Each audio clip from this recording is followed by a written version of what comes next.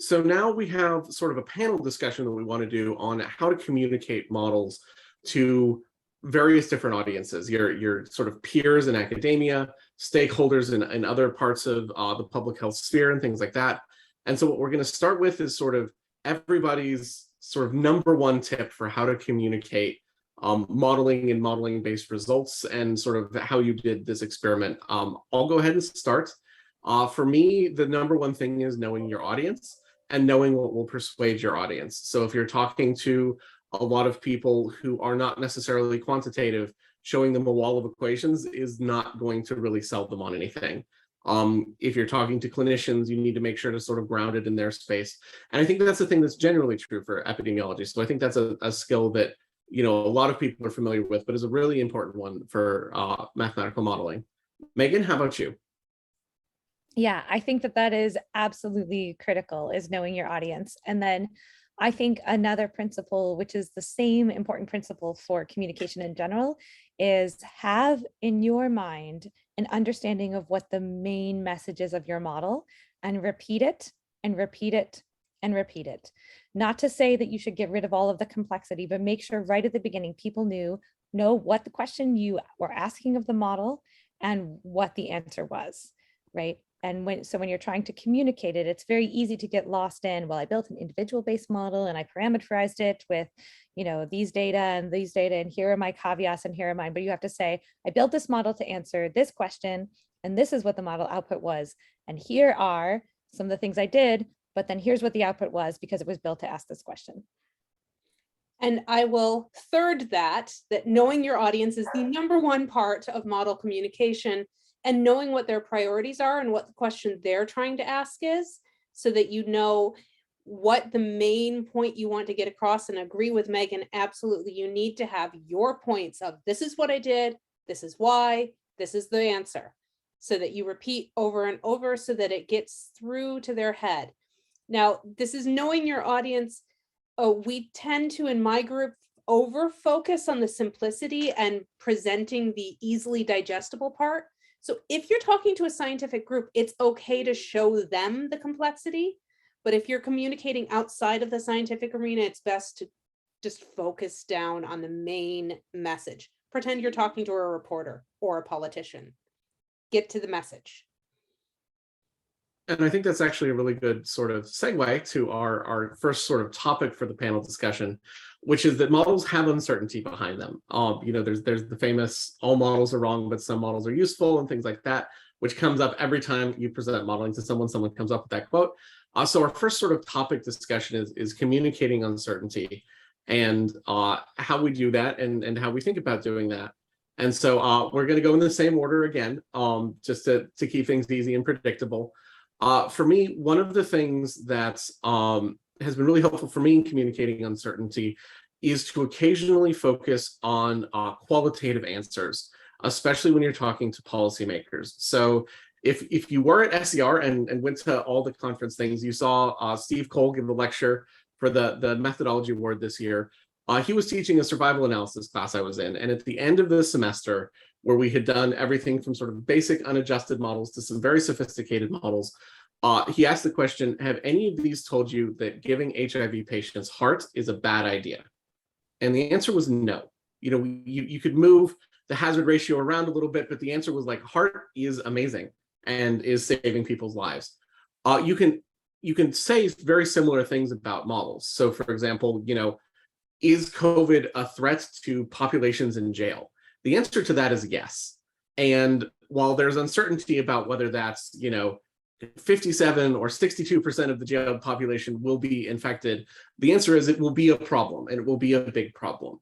And often with modeling, that's one thing you can focus on is this intervention enough to move an emerging epidemic off an exponential growth curve? And that's sort of a yes or no. Is this vaccine likely to be useful? Yes or no. And so you can root things in those qualitative answers rather than getting bogged down in very specific sort of which of two very precise estimates is maybe more correct. And I'm moving it on to Megan. Yeah, and I absolutely agree with talking about these decision points is a really important way for managing uncertainty and communicating uncertainty, right? I think it's important when you show, for instance, your projections to show your uncertainty bounds, right? But then also to say, listen, these uncertainty bounds, they don't cross the threshold of concern, or they're all above the threshold of concern, right? We're not in a space where the decision is in question, or specifically, here's the space where the decision is in question, and here's the space where it's not. And so I think also sometimes it's a really important first step to bring your audience with you about what kind of uncertainty you're talking about. So we all know life has a lot of random processes in it, right? Things happen. Predicting who is going to get sick is hard. Predicting which schools are going to have an outbreak is hard, right? And things don't happen equally to all people. Events happen 100% to some people and 0% to others, right? And so I think talking about it that way to people, to say, we don't know who is going to get sick. We don't know which locations are going to have these outbreaks, but we can tell you that with a high degree of certainty, if you do this, you'll have a lot of outbreaks. And if you do this, you'll have meaningfully fewer, right? That those are ways to acknowledge the uncertainty, to make it clear that you don't have the crystal ball, but that you have an analytical tool that can give you a way forward. And I agree with both of those. And I'm just going to add that the one thing that I like to make a point of when I'm talking about uncertainty in models is, if we know the source of the uncertainty, or the biggest source of the uncertainty, we can say, now, one thing that might change this decision is if we were wrong about X. So if we were wrong about the percentage of students who are going to be wearing masks all day in school, that could change, and here is how much it could change and why that's important. So not just presenting the uncertainty, but saying, here is where the uncertainty is coming from and why that matters, because that might be something they can control. Or we could say, this is something we can't predict. We can't predict how people will respond in this circumstance. We are assuming that they're going to do this. If they don't, our assumptions are off the table. So not just making clear the uncertainty around the outcome, but also the uncertainty around your model structure and your model parameters that might exist, so that they know how much to trust the answer that you're giving them, or at what point would they say, we need a new model, or we need to change the model and look at our results again. Because they will know on the ground when situations have changed. If you told them, hey, if this value changes, we need a new answer, then they will know to come back and ask for a new answer.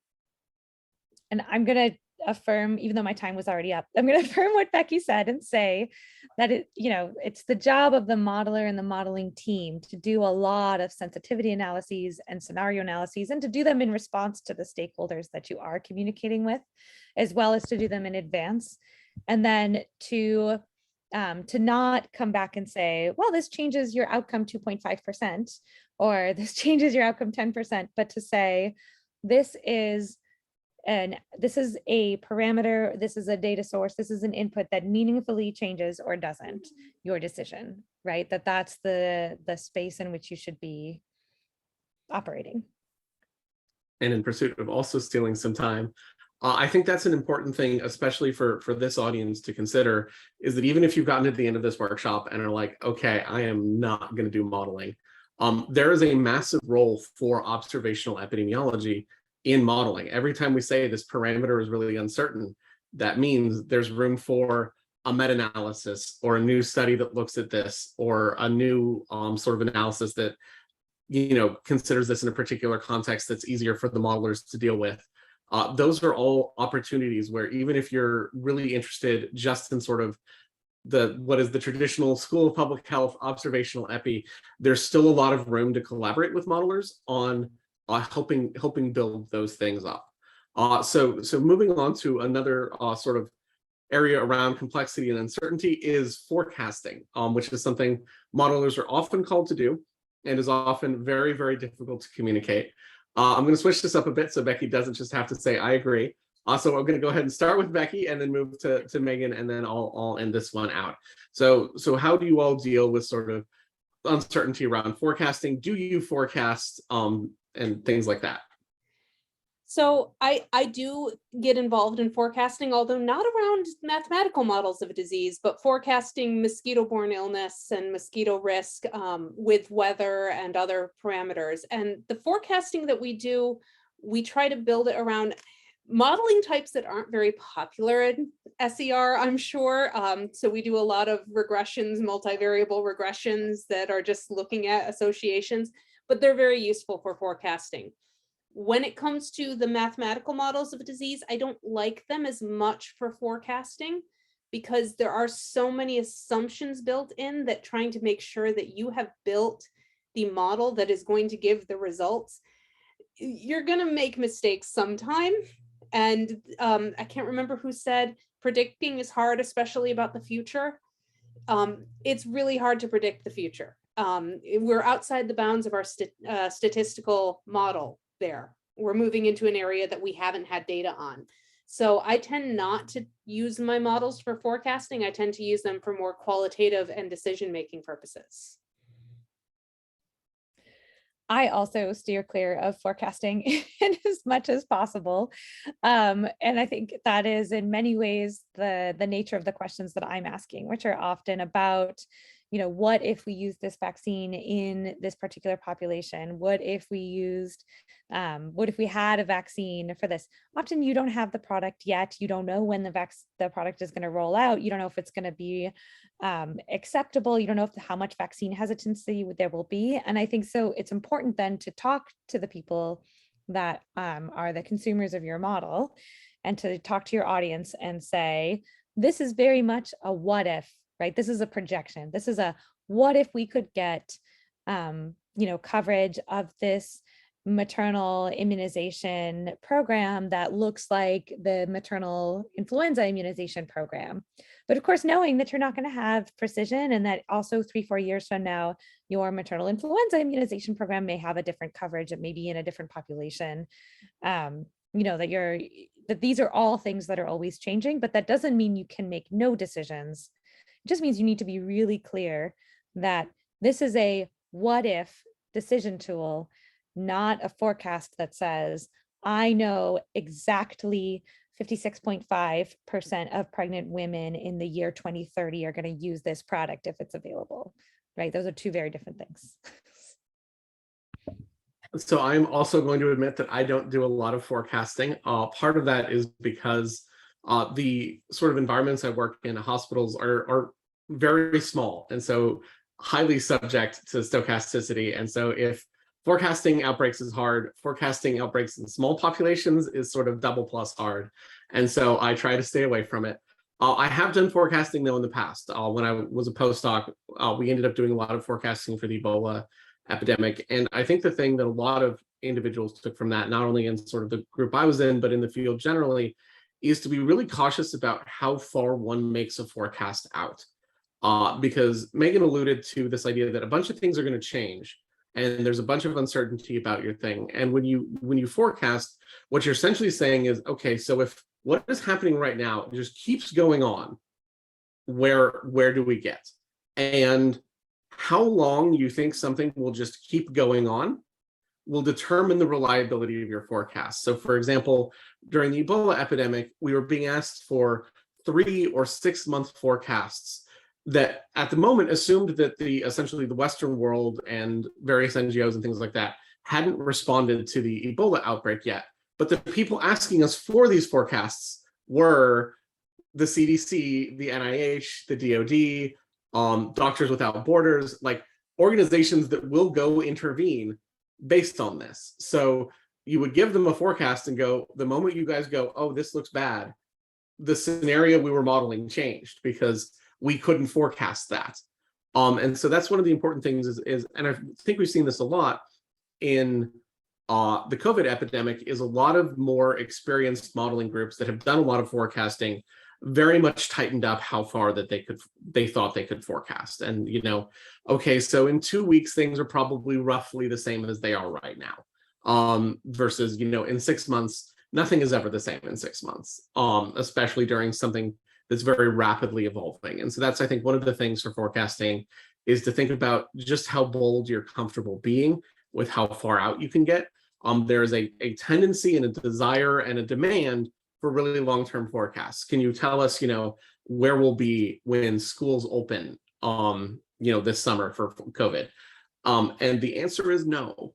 And sometimes we need to be comfortable with the answer being no, and we'll get to that in a later topic. But one thing that Becky had mentioned, that's our next topic in this, is dealing with complexity and how you talk about the complexity of models and sort of to which audience we're doing. So again, I'm going to reverse the order, start with Becky, Megan, and then I, for just sort of how you communicate the complexity of models to various audiences, and sort of what are the approaches you take. So this has always been a challenge for me, because presenting the complexity, my modeling heart wants to share, we did this really cool thing and it was really hard, and oh my goodness, it was incredible. But I know that I'll lose a lot of the audience. So the tip that I've learned from the scientific community presenting audiences with a model from the scientific point of view is to have the complexity available on backup slides. And then as people come with questions, you can show them more and more of the complexity. But I tend to do a lot of figures. I've become known in my collaboration groups as the person who makes the figures, because we make pictures, we make graphics, these graphical representations of the complexity of our models, because it's easier than presenting the math to people who are scared of the math. So in general, I recommend pictures, kind of general overviews, and then have the math on backup, have all of the details on backup, because for the most part, people don't want the complexity details. Yeah, I'm going to agree that most general audiences are afraid of numbers. And I'm sure with this epidemiology crowd that you're not afraid of numbers, but you've probably encountered in your own presentations that people would prefer not to see the equations you're using. And so I think that your heart wants to be transparent. Also, we're clearly deep in the numbers on our own work every day. But yeah, try to think about what the mechanisms are and display that, pictorially if you can, right? So for my work for schools, and we had an agent-based model, we would try to have, pictures of the students and the teacher there in the classroom, like a little diagram, and then show how each one of those classrooms fit into then a school, and then how those schools interacted with various parts of the community. And I think that was a much more intuitive way for people to grasp what the model was trying to do and the agent-based nature of the model than any terminology we could have said or any set of equations we could have put up. So agreeing with all of that, I think that the sort of advice I have is also, and this gets back to sort of our first topic, is knowing your audience and what type of uncertainty they may be interested in and what sort of complexity they may be interested in. So for example, if I'm talking to a modeling audience, I'm going to have the equations and we're going to talk about them a little bit. I will back up what Becky said. Is often helpful to have that slide there, because there is nothing quite as satisfying in a presentation as someone asking a question and you having a slide anticipating their question. It's just perfect. It feels great, especially if it's like a dissertation defense. You're just like, aha, I thought of that. So always have that backup slide. But it also depends on your audience. So if you're with a modeling audience, I might talk a little bit about model structure and how we did some things and some sort of little quirks that we did to make sure that, in my case, an intensive care unit stays at steady state, even though it's a very small population, things like that. If I'm presenting to clinical audiences are very often interested in your parameter values. You said the hand washing rate in this hospital is 57%. In my hospital, I think it's 62%. How does that change your answer? And it's often helpful to have done a sensitivity analysis and said, that'll either make things really bad, or in some cases, the answer is like, yeah, it turns out that parameter doesn't really matter all that much. That's not true for hand washing. Hand washing is important. And so, understanding that, well, for policymakers, again, you may be at that sort of, are we anywhere near the threshold where our decision would change? And that's the sort of complexity. The other thing is when you build a model, you inherently make simplifying assumptions. It is often important because there's often a tension between the people who want modeling results and the people who build models. There's some tension around the complexity and the simplicity of things. Modelers tend to want to simplify things because it makes the models much more analytically tractable, much more easy to actually understand where your answers are coming from, things like that. And then on the other end, a lot of end users want to add complexity. Well, that's not really how the system works. It works if we added just this little bit. And so when you make simplifying assumptions, walking people through how those simplifying assumptions got made, why you thought those were appropriate assumptions, and sort of what are some of the impacts of those is something that, again, you should perhaps have a slide prepared for if someone wants to sort of go at why that particular thing is a problem. And often the answer is, look, you wanted an answer in 6 weeks. Not doing this is a 2-year answer. So here we are. But knowing that and being able to do that, and both sort of owning the complexity and being comfortable talking about different aspects of it is, I think, the best approach to that. So our final topic for this sort of panel is something I alluded to, which is knowing when to say no. There is a deep tendency for modelers to go, yeah, we could model that, and to want to be helpful. Modeling is, and I hope you've gotten this by the end of this workshop, an inherently collaborative science. And so modelers are, despite being math nerds, generally speaking, pretty helpful people. And so there's a desire to say, yeah, we can model that, we can help. And so there is often the answer to something is either no or no but. And that comes up, I think, in a lot of the things that we've talked about. We're going to do this in the other order now. So it'll be me, Megan, and then Becky. Megan is the crux upon which all of these are done. One of the ideas of that is knowing where your model has limits. So if you're not comfortable forecasting out a long way, or for example, we did a model on COVID-19 in jails, and there was a lot of desire there for, okay, if we give you the parameters for our jail, can you turn the magic numbers crank and tell us how our jail is going to experience COVID? And the answer was no, because the city we had hooked up our jail to get people both arrested and then released from jail was a very stylized city. They were doing everything right. Everyone was following a stay-at-home order, things like that. That's not how any city was actually working. And modeling that amount of complexity in the time that these answers were needed in wasn't possible. And so the answer was no, this is a much more stylized, this is broadly how jails work, and this broadly will show this phenomenon, and we know that this is bad. But we weren't comfortable and weren't able to say, oh, in your jail, you're going to see a peak in your epidemic in, May, and it's going to infect 27% of your incarcerated population. The model just wasn't capable of doing that. People desperately wanted that, and there would have been very valuable applications of the model if that had happened, but the answer was no. And sort of being at peace with that, or being able to say, the model can't do that. If you wanted to do that, here's what we could do, and lay out the complexity and the time, et cetera, that will take, and then see if that's a sort of a journey that this person wants to go on with you. And if the answer is yes, great, you now have your research agenda for a bit. And if not, that's an okay thing. Yeah, I will acknowledge what Eric said about wanting to be helpful. And also, I tend to be non-confrontational. And so I rarely say, no, I cannot do this for you.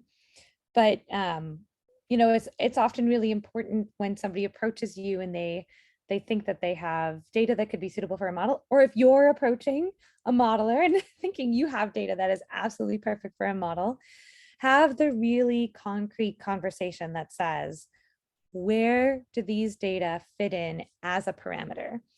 Where do they tell you the parameter that you want to know? Often the way that a model needs to handle a particular kind of data, or needs to handle a particular system or mechanism, for instance, the reporting of an infectious disease, is not the number that you actually have. So I have worked often with people on the public health side who say, oh yeah, we have a we have a reporting rate and it turns out not to be precisely that. And so then that, you can then begin the conversation. Do we want to take this in the direction where we would have to either make some assumptions here about what we're missing, or do you want to go collect more data and get back to me in a year or 6 months?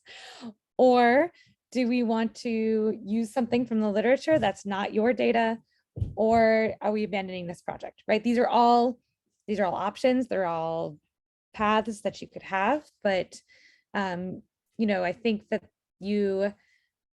I hope by now at this point in the course, you've understood that the real value of models comes from having to articulate what you think is happening and what numbers you think fit to those happenings.